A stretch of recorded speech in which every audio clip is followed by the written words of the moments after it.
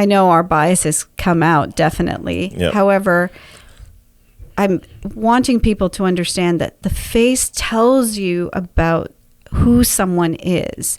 And then you watch their behaviors and their words to see which side of the spectrum they are on what that feature means, and then how they're behaving.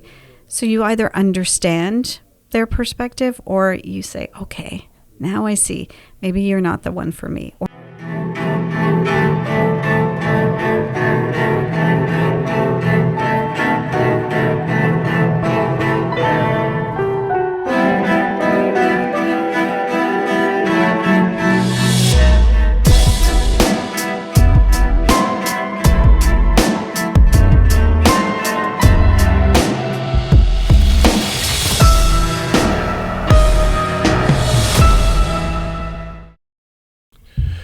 All right, Michelle, we are live. I'm excited to do this with you.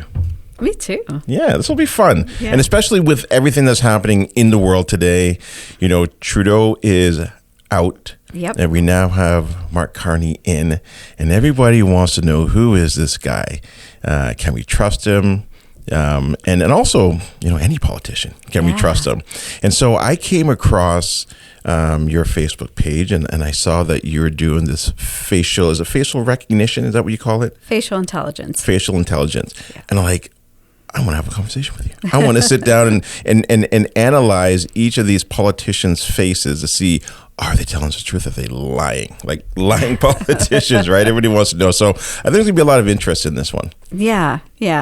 And facial intelligence, it really is about looking at people's features, markings, wrinkles, facial design to understand thought patterns, emotional patterns, the way people think, and what their habitual behaviors may be like. So the work won't necessarily tell us if they're lying from a picture, but it'll let us know what their mindset is like, and how they might be interacting with other people.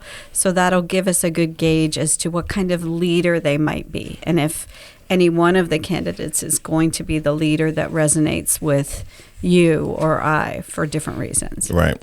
And so we've got, for anybody who's listening to this, if you're on iTunes or Spotify, hopefully if you can tune into YouTube, because we've actually got a picture of each of the candidates' faces. So we've got Max Bernier, we've got Jagmeet Singh, we've got Pierre Poilievre. I'm not good at pronouncing his last name. And then you've got Mark Carney. And so there's two pictures of each of them. One is with like more of a serious look, and then the other one is like them smiling. Mm-hmm. So why don't we get into why you got into it, and then we'll jump into this, because there's obviously something that attracted you, wanting to understand facial intelligence. Yeah, absolutely. Yeah. So about 15 or 16 years ago, I was just starting my own coaching practice, and I had taken all the courses and done all of the protocols, and I thought, okay, I'm ready to change people's lives. And I was more in the life coaching space. And so people began to come. I had clients, and they were coming to my office, and they were telling me their problem, and we were going through the intake and doing the protocols. And week after week, they'd come back, and they still had the same problem. And so I began to think, there has to be something more. There has to be something that people are telling me or want me to know, but they can't say it in words. They can't get it to me. So then I went on a quest to figure out what would help me understand people better. And I found a book on Chinese face reading, picked it up, brought it home, and started reading it. And I thought, this is the missing piece. Because the premise of that is that the face reveals everything that's going on in the body and in the mind. And if you can read the features and markings and wrinkles on a face, you can understand what's going on with a person. So how does that then compare to, say, body language? Like, is there a percentage with the face and the body? And because, you know, I think, if I'm not mistaken, body language is what? Is it 70% around there in regards to communication? Yeah, well, in terms of I have some statistics around the senses we use. So when you meet someone for the first time, 11% of the sensory information that we're taking in is auditory. 83% is visual. So if you can pick up on the visual cues that you're getting from another person, whether it's the way they're moving their body and then the facial structure, then you can be much more strategic with that 11% that you're going to be using with your voice. So it's different from body language because it is a more proactive discipline, meaning that for body language, you have to look at someone and catch their facial movements in real time. And they're very subtle micro expressions. You can miss them. Facial intelligence reads features, markings, and wrinkles to understand what that feature is telling you about a personality perspective, an emotional perspective about a person. So you can read who they are from a picture. You can read who they are when you're face to face like you and I are. And then when they move their face, you can have a much more robust understanding of what that facial movement means. So it's another step, and it's also very communication based. So why I say I'm a facial intelligence expert as opposed to a face reader is that once I understood the discipline from the TCM perspective, I thought, okay, that's ancient wisdom. How do we bring it into our modern day world? And I have a degree in linguistics and communication, and then I had my NLP training and all of these things and some body language work. So I thought, okay, now we're going to layer these all together and create a discipline that helps us look at people and understand how they're communicating, and then how we can communicate with them, or how we can know how they're going to do life or the world or business or politics. And that's a different discipline. Interesting. Okay, so do we jump into this now? Or I'm sure some people, well, I know I'd want to know, what do you see on my face? Or do we do that last? You tell me. Well, let's jump into it. Let's do maybe one or two, sure. And then you can see if you might think, oh, I have similarities, and and then we can go from there. Awesome. Okay, so let's start with Max Bernier. Okay, and so we're looking at a serious face. What does this face say to you? Okay, so I'm going to give you a little bit of how I do this so people can understand. Perfect. The first thing I do is I look at the overall facial feature composition to try to figure out what archetypal perspective he has. So there's 5 personality archetypes in face reading. And then I look at some key individual features to know what they're telling me. So when we look at the second picture of him where he's smiling, then I can talk a little bit more of the archetypal nature. But for example, when I look at, say, who's going to be a leader, the first thing I want to look at is their eyebrows, because eyebrows are the one feature that tell us about the level of somebody's confidence, their self-assuredness, their competitive nature, the degree to which they will get angry or frustrated, and the speed at which that will happen.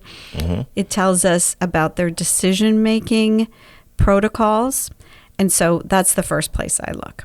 Okay. So when you're saying the eyebrows, the shape of the eyebrows, the angle, or the overall? All of it. So we're looking at the shape. We're looking at the placement. We're looking at the length. So with Max Bernier, he has nice, long, straight eyebrows. So this is someone who is very logical in their approach to things.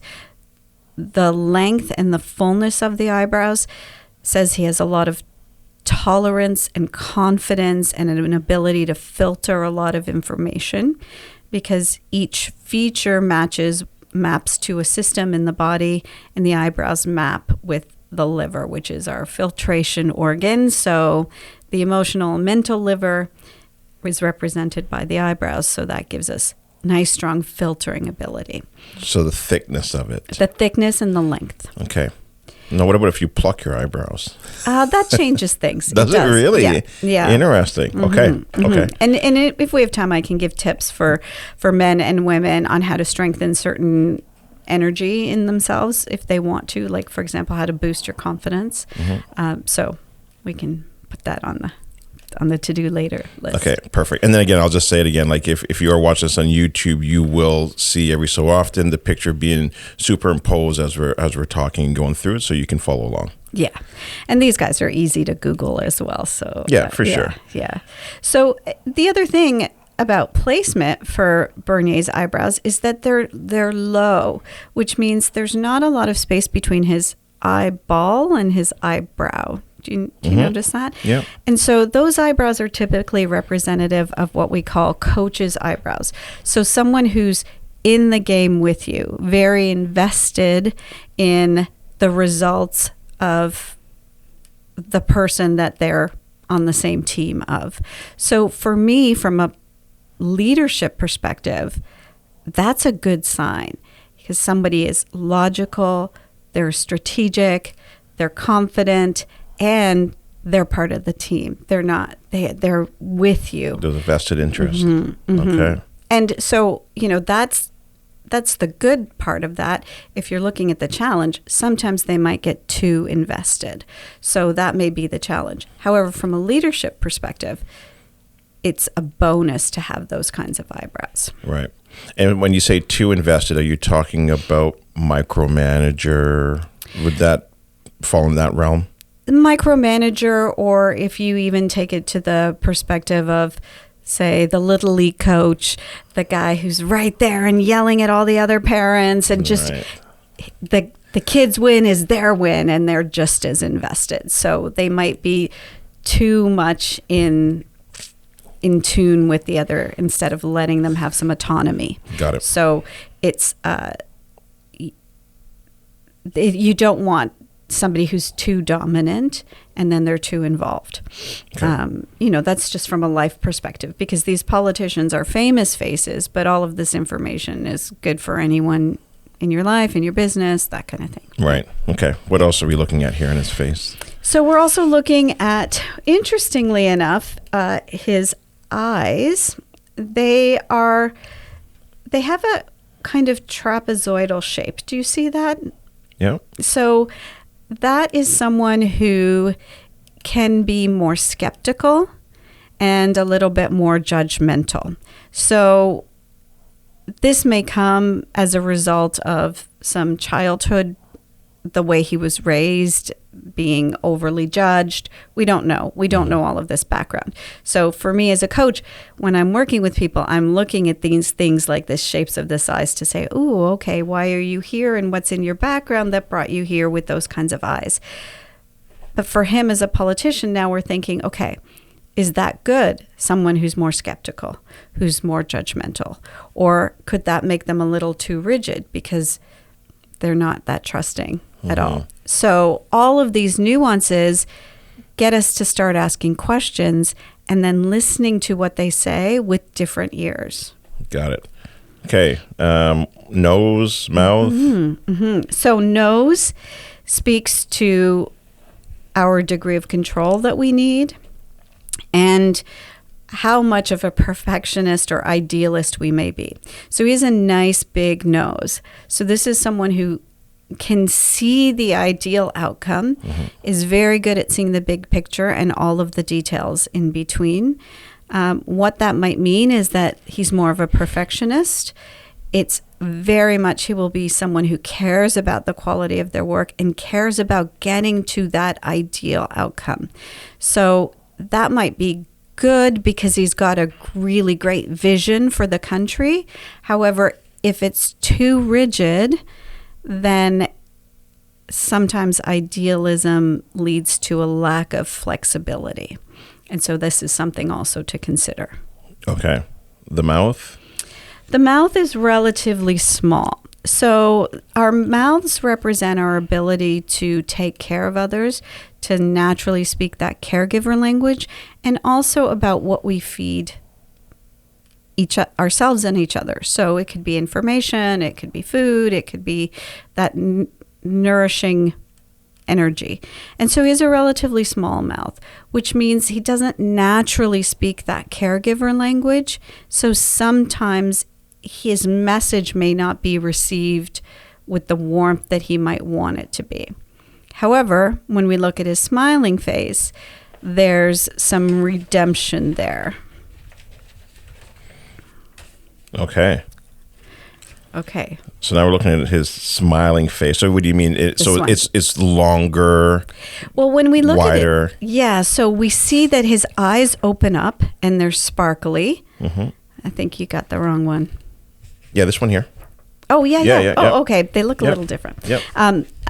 And so his eyes are sparkly, mm-hmm. and he's got these dimples and the natural crinkling around the eyes. So we call them joy lines. Some people call them crow's feet. I like to call them joy lines. We want to see those on a face. But that means that he's got a really open heart. So he's open to communication. And so he may not naturally be a natural caregiver, but he is a naturally heart-centered person. And so he will be able to make an emotional connection with people. And that, I think, is really important. That will probably make him quite charismatic when he's at his rallies or speaking in public, because he has this natural warmth and charisma. Okay. The ears. What about the ears? The ears. So the ears speak to the level of risk that someone may take. And they also speak to this innate stamina, so an ability to exert your will. So he has relatively large ears. They don't stick out that far, so that would make him more of a listener rather than a talker. So people whose ears are held closer to the head are people who may not take as many risks, but they really are listening and listening to others. So they're good listeners. So that's definitely a plus for him too. So then now that we've kind of gone through that, is there anything else that you pay attention to on the face? Like the forehead. I mean, the forehead, you've got some foreheads are smoother, some are maybe a little more wrinkly. Yeah. So the forehead, you can look at the wrinkles to understand some of the challenges they've had in their life. Forehead, we typically look at shape. It's harder to see in these photos, but if I saw a side profile of him, if we could see whether or not his forehead was domed, we would then get more of an idea of what his main facial archetypal position is. But because I think it does look a little bit domed, and he has a nice strong chin and those nice big ears, he has a lot of sage archetype in him, which is wisdom. It's very much someone who has an intuitive side to them. The other side of that is there may be some arrogance there. So we want to see how tempered and balanced his sageness is.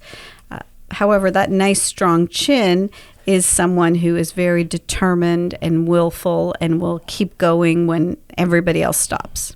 Okay. So anything else to touch on Max's face? And if you were to grade him as a leader, why don't we do this? Is there a grade that you can give him out of 10? I actually think that he has, of the 4, he has the most strong leadership face because he has a good combination of the charisma of the captivator and the warrior traits and those nice strong eyebrows.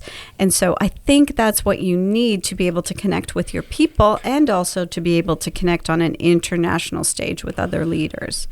Right. The only thing concern with me for him would be the skepticism in those kind of trapezoidal eyes. It may make him a little bit more cautious than going out there and just going for it, Right. So instead of taking chances, he's going to be a little bit more calculated, but he's also going to be a fighter, a warrior, somebody who's going to stand up for what he believes in and for a good cause. Absolutely. And okay. I think it will make him a little bit more distrustful and potentially overly so. So we want to have a healthy dose of skepticism for sure, but these eyes typically say this is someone who's skeptical of everything. Like, I don't know, did the sun actually come up today? It's Right. it's a general, and maybe rightly so, and that's why he's in this kind of offshoot party, because he's been skeptical of things for a very long time. And so that might be why he's where he is. However, Right. Yeah, and I mean, there's a good point that you're saying, because sometimes people would say that, he's a little bit more on the fringe side or on the conspiracy theory side. And hey, listen, sometimes conspiracy theories do come true, right? Yeah. But maybe it's not everything is a conspiracy theory, right? So, okay, look, I think that's a good analysis of Max.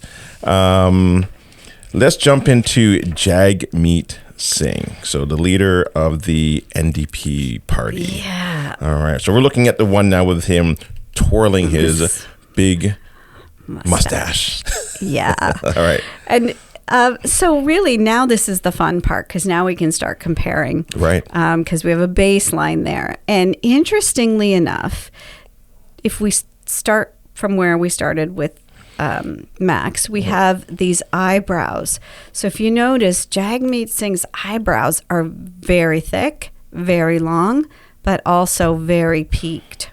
So this is someone who is more reactive in their decision making, whereas the straight eyebrows in Max Bernier were thoughtful, strategic, and needed to take time to make decisions. He will be a quicker decision maker. And so they're naturally that shape. So that means that's his innate style. However, it can lead to reactivity, especially potentially with being more angry or frustrated, because that reactivity will show. The other thing that's interesting is the space between his eyebrows. So there's a little bit of unibrow happening there, if you notice, and that also leads to the potential for more anger and frustration. So quicker to anger or frustration, which means that he might not be as cool-headed as you need for a world leader, for the leader of the country. And you do see that a lot as well, too, with him when you hear him talk, is that there is a lot more frustration. There is a lot more anger. There is much more of that happening, as opposed to being strategic. He's quick to like, okay, I got to jump on this mic and I got to tell everybody how frustrated I am, as opposed to a strategic approach and a calculated approach. So yeah, you can definitely see the difference between Max and Jagmeet. Right, and to think before he makes a decision. And these eyebrows, I would almost attribute to the coalition with the Liberals and the NDP for the last few years, because it was like, oh, okay, there's an opportunity, jumping on it, and maybe didn't look 10 or 20 steps down the road, and then was kind of tied into this, alliance that may not have served him and his interest in his party well to make him be in the light that he might want to be in for this election. Right. Yeah. So if I were talking to him and I was his stylist, I would be waxing that just to temper the reactivity and so, those are ways where you can manipulate your features to change the energy of things a little bit. Can that change, though, the energy in you as well? If you're reshaping your eyebrows, because it sounds like there's some type of connection energy-wise in your body as well, too, from what I'm getting from you. Yes, because if you change something on the inside, it will reflect on the outside. If you change something on the outside, it's going to reflect on the inside. And the face is our feedback mechanism. So what it will change is when I look at you, my unconscious face reader is reading your features. But when I look in the mirror, my unconscious face reader is reading my features as well. So when he looks in the mirror and he sees the unibrow, he sees a reactive, more frustrated in general person. But if he was to wax that and then he started looking in the mirror every morning and wouldn't see that, then his system would be, oh, we aren't so reactive because you're reading yourself as well. And that will start to change potentially his behavior. Interesting. Yeah. Okay.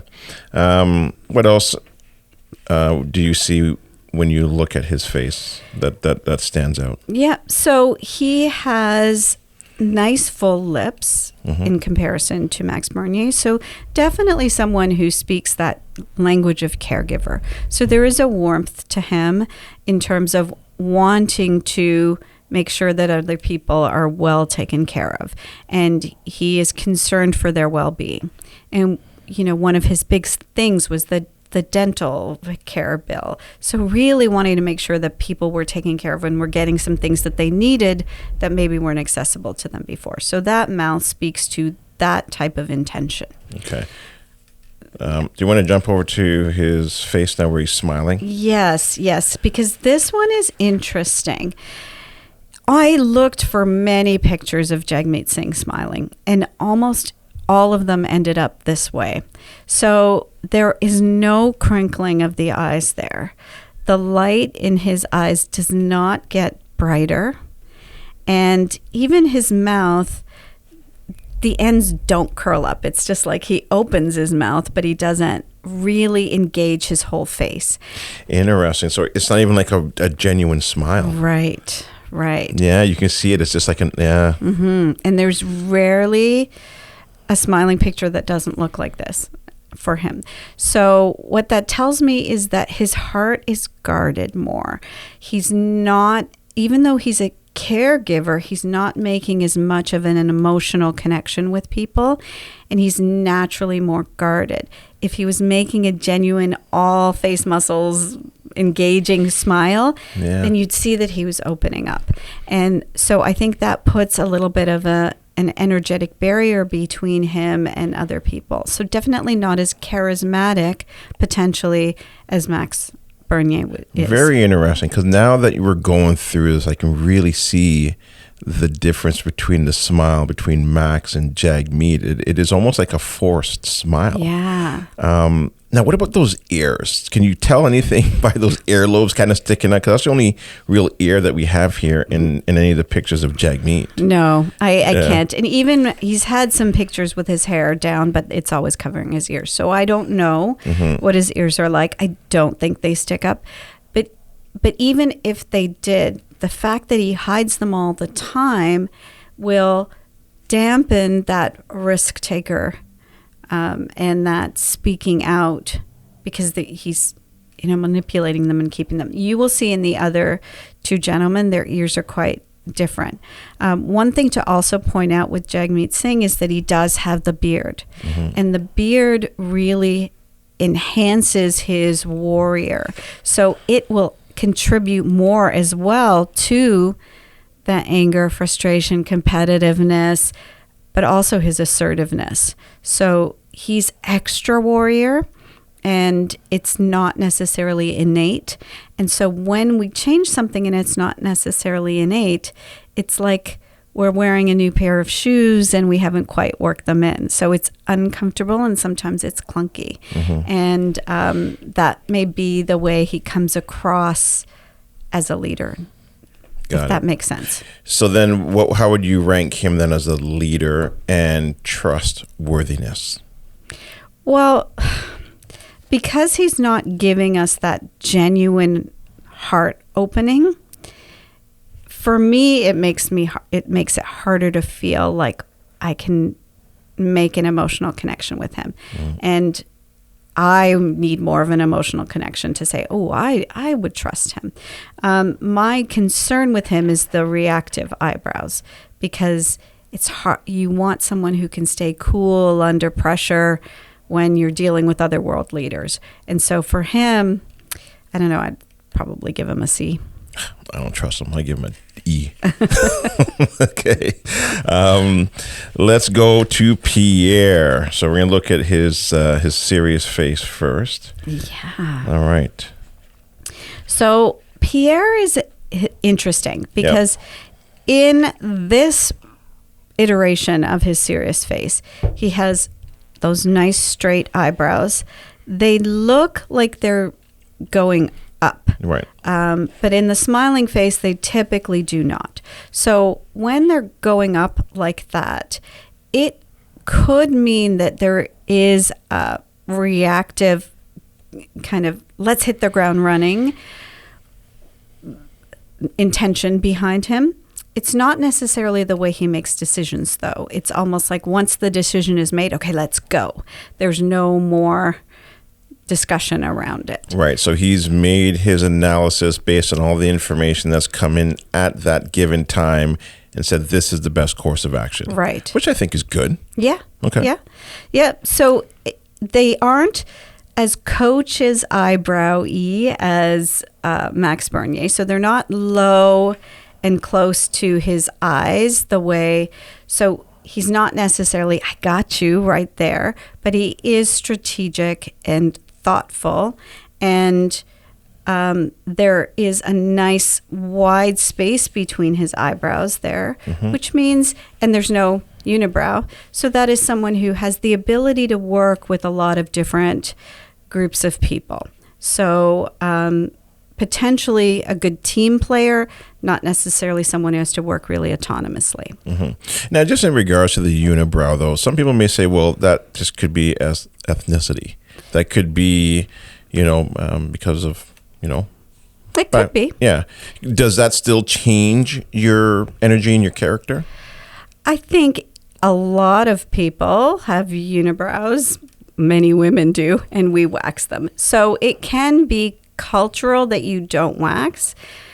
However, that then gives you extra energy of warriorness, which means you're going to be more reactive, potentially more frustrated. Because it's still changing. Yes. Yeah, exactly. Okay, Yeah. Got it.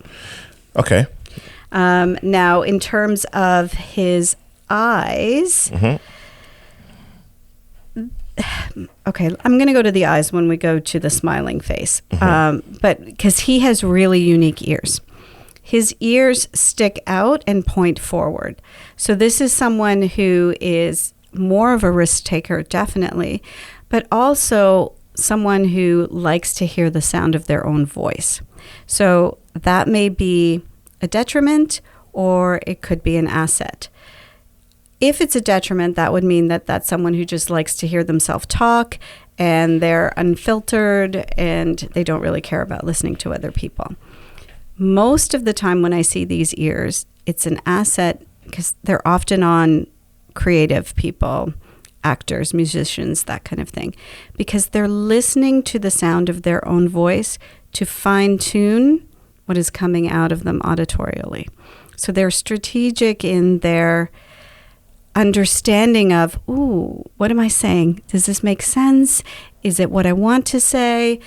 Is this melody right? So it allows them to have feedback to fine-tune their strengths. So potentially this is a good sign on his face. And what you're saying makes a lot of sense as well, too, because when you do hear him speak, it is very calculated.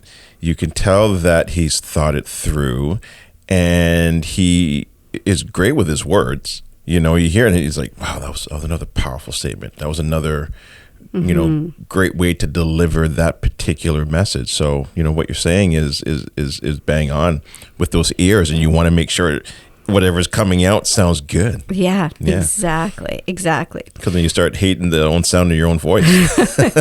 Maybe. Now, the interesting thing on his face, which we haven't seen yet on any other face, is he has this one wrinkle down between his eyebrows. You see that like a line. So we call that a hanging needle or blade.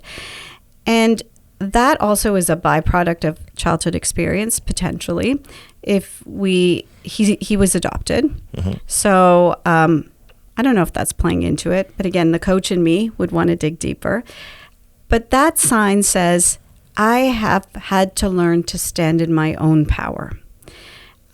It may mean that there is some issues with standing in power, or it may mean I'm doing it all on my own because I didn't have that hand on my back, that kind of primary male role model. I don't know about his adoptive family, but even, from birth father not being around, there is something missing energetically that is that force of warrior energy that extra boost. So to me, that speaks to someone who has worked even harder to try to be a good leader, good warrior. Often that's what I see with this. They may struggle sometimes with that confidence behind the scenes, hopefully not in the public eye. So that would be a concern to say, okay, well, can he hold this power? Because energetically, there's a bit of a depletion there. Yeah. And maybe even going up against Trump. There you go. Yeah. Yeah. Okay. Well, luckily, he's got those ears. So. Okay. So now we're looking at his smiling face. Right. So in his smiling face, we see the genuine smile. He does have some dimples. His eyes are crinkling, but they get really narrow. So there is a degree of open-heartedness with him, but there is also a degree of guardedness because we're not seeing his full eye. So this is someone who potentially wants to hear and connect with you and take in all that you will offer to him from a warmth perspective, but maybe more strategic with what they actually share of themselves. So open-hearted to a degree, not as big open as Max Bernier. Okay. And then what about his nose and his chin? Yeah, so he has a nice strong chin. Yep. There is some dimpling there, which means that he's been using up some of his willpower reserves. So he doesn't have a nice big battery like Max Bernier. So if he's pushing too hard, there could be some depletion in his ability to keep going. Because of the chin? Is it the size of the chin, you mean? Or is it? There seems to be some kind of wrinkling or dimpling when he smiles, which would indicate some stress on the willpower that he has. Got it. Okay, so then what would you rank him in regards to leadership and trustworthiness? I think that in terms of leadership, he would rank well, and especially in his ability to speak and his ability to make what he says impactful. I think in terms of connection with people, he may have some challenges just because his eyes don't convey as much openness as potentially may make some people comfortable. Mm-hmm. But all in all, I think he has a nice, strong leader face. So I'd probably give him A-. Yeah, I agree with that. I think he's very calculated. I think he analyzes things quite well and then makes calculated decisions based on the information that he's got. And this is going to be the best for the country. It may be difficult in the beginning, but long term, this is what we need to do. Right. And I think, in the smiling face, we see some fullness showing up in his cheeks, which means there are times when he has the ability to connect and speak with warmth. And then there are times where he may be too strategic in his speaking, and that doesn't reflect as much warmth as some people may want. And that may be a challenge that he has in connecting. Yeah. And sometimes maybe that's okay. It's like, look, you put me here to do a job, and I don't need to hug every baby. Put me in and let me do what I need to do. Right. And if you think about what we're going up against, particularly with the leadership in the United States currently, Canada has typically chosen their leaders either for charisma or warmth. So we tend to have the very fiery captivator leaders like with Justin Trudeau, or we have the rounder, more nurturer leaders like Stephen Harper, etc. So in the world, typically Canada has kind of been the caregiver nation. We are the peacekeeper, sending troops nation.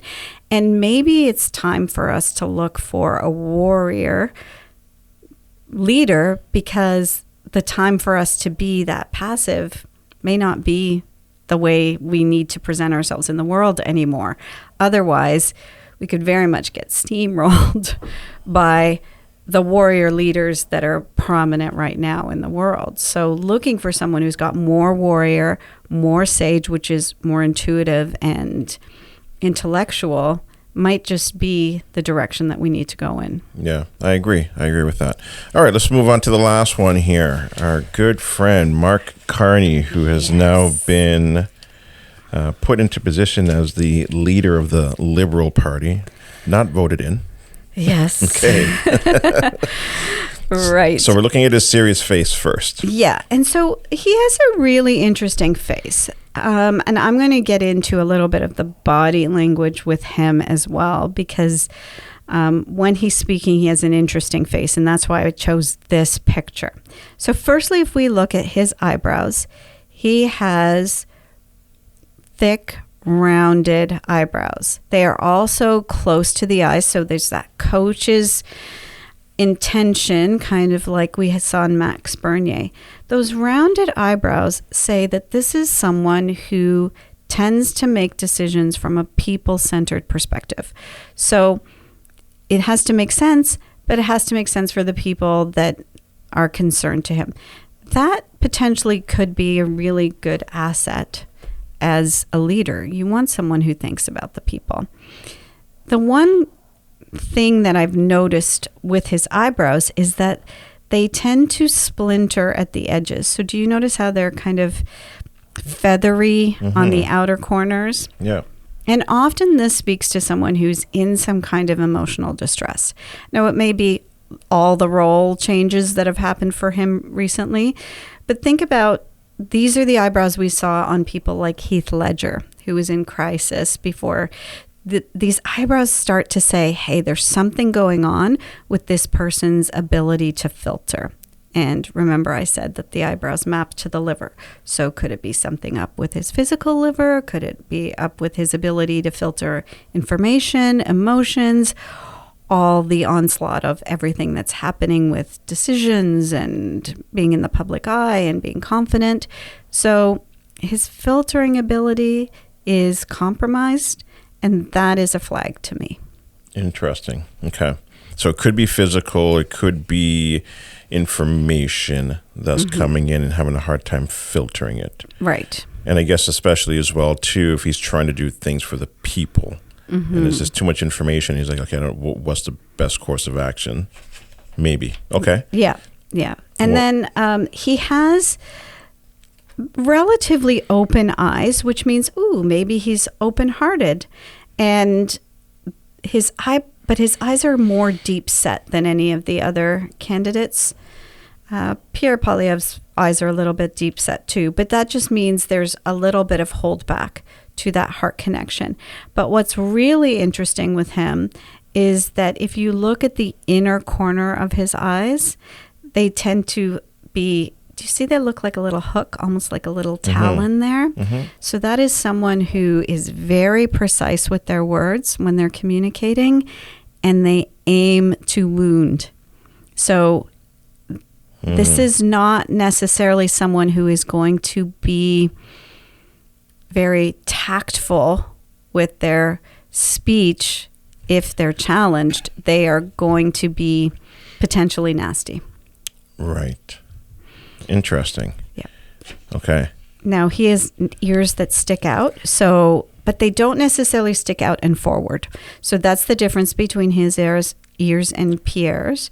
So these ears are someone who is not risk averse. They're willing to take risks. And so that may be what we need in a leader, someone who's willing to take some risks. However, risk takers tend to not think as much before they do, especially people who are really easily jumping into things. And so that might not necessarily be good for us. We will have to wait and see. And do you see anything on here where he is more for the people, or do you think sometimes it could be more self-centered? I think the interesting thing about this is his mouth. So there is this particular shape of his mouth where the upper lip is much thinner than the lower lip. He doesn't have a full mouth in general, but the lower is still fuller than the upper.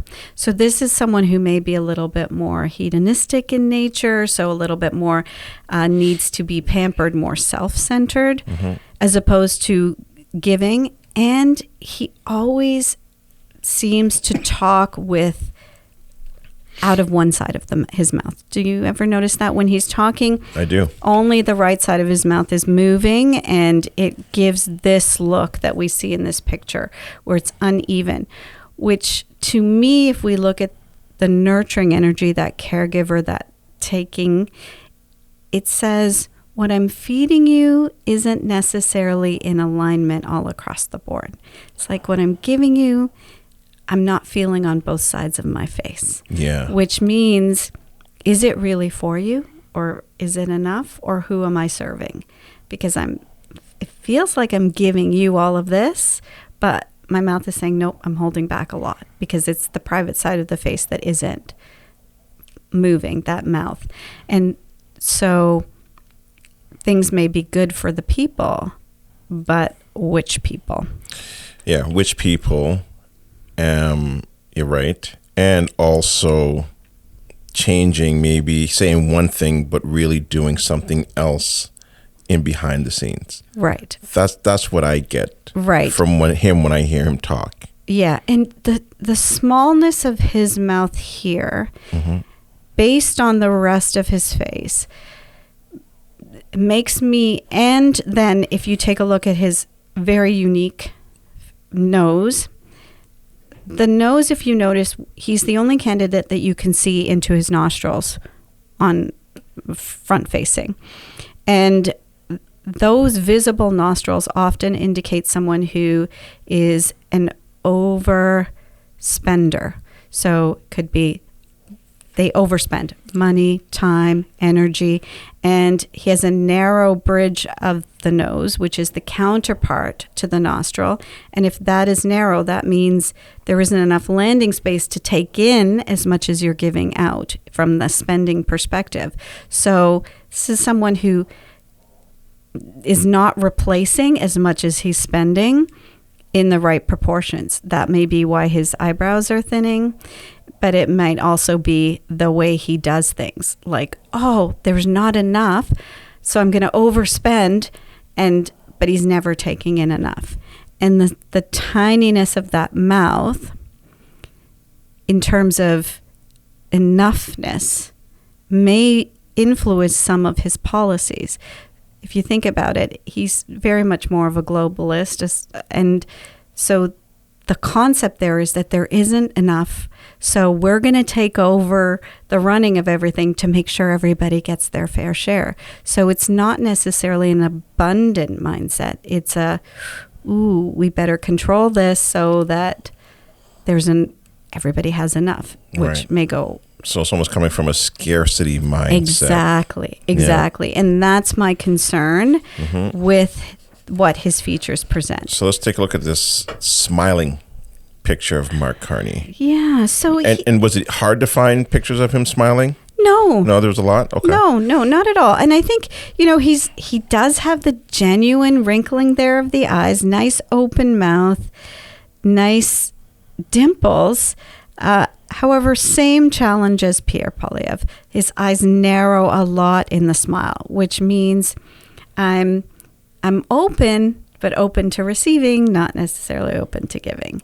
So there's a little bit of, what's he holding back?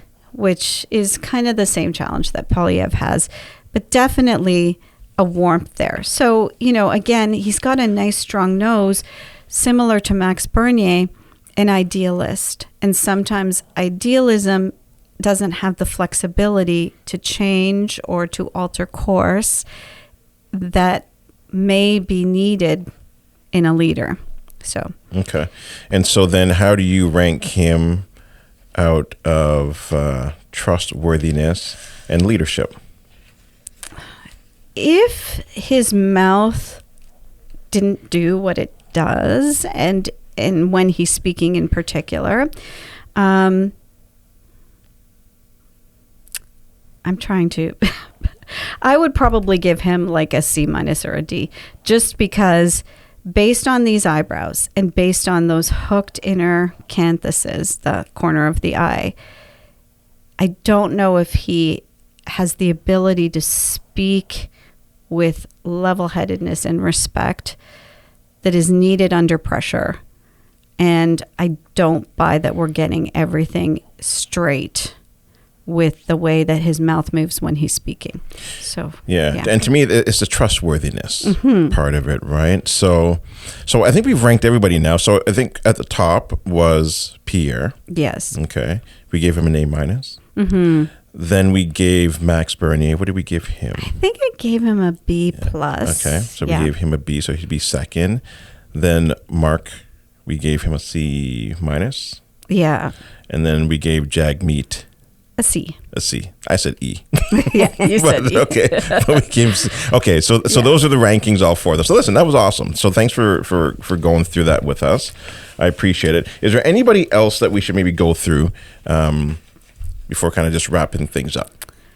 I don't know if there's anybody else who's a real contender. Like even Max Bernier, as much as I would love to see him do well, I don't think we're at a place where he's a contender yet. And however, when doing this, I know our biases come out definitely. Yep. However, I'm wanting people to understand that the face tells you about who someone is. And then you watch their behaviors and their words to see which side of the spectrum they are on what that feature means, and then how they're behaving. So you either understand their perspective, or you say, okay, now I see. Maybe you're not the one for me, or maybe I need to watch out for this. Yeah. So somebody's listening to this and they may be like, okay, well, how accurate is this? I mean, to me, going through it, it seems pretty accurate, but is it? And you've done this for how many years now? Seems like a very long time. Have you seen it where it maybe has steered you wrong at all? Or you're like, no, you know what? It's actually very accurate. Well, I get that question often. So this is based on thousands of years of diagnosis by observation. So this is an ancient science. And more we know that there are things that are recognizable on our face. We have facial recognition now. And maybe it just does it through AI in a way that isn't as intuitive as looking at the way we think and feel. However, in all my years of doing this, and I've read over 1,000 faces, I've only ever been wrong once. Really? And, yeah. Okay. And that was because somebody didn't tell me up front that they had Botox. And so I was talking about their experience in their 20s and saying, oh, that must have been a really great time because the forehead is the decade of the 20s. And no, it was horrible, they said to me. I was like, oh, I've never been wrong before. What the heck's happening? Right. And then towards the end of the session, she's like, yeah, but I do get Botox. Oh, okay. Do you get Botox on your forehead? Yes, I have so many lines there. Okay, thank you very much. Got it. Yeah. And then what about the lips, right? Because, women are getting... yeah, that's a really interesting one. It's one of those ones where the trend to fill your lips is out there for whatever reason it is. And I can understand, because I think evolutionarily, nice full mouth speaks to someone who is a natural caregiver, knows how to speak the language of taking care of others. And that's what you want, especially in a mother.